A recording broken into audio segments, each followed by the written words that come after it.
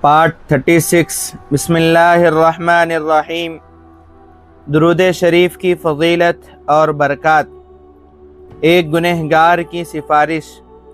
ایک مرتبہ ایک شخص انتقال کر گیا جو بظاہر بہت گنہگار تصور کیا جاتا تھا۔ لوگوں نے خواب میں دیکھا کہ وہ جنت کے باغوں میں سیر کر رہا ہے۔ لوگوں نے حیرت سے پوچھا، تمہاری بخشش کیسے ہو گئی؟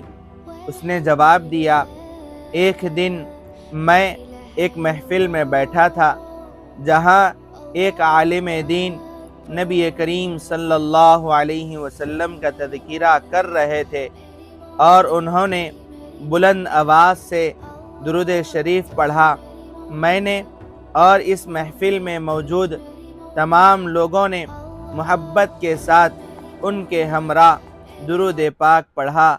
اللہ تعالیٰ کو ہماری وہ اجتماعی محبت اور درود پڑھنا اتنا پسند آیا کہ اس ایک لمحے کی برکت سے اس نے ہم سب کی بخشش فرما دی۔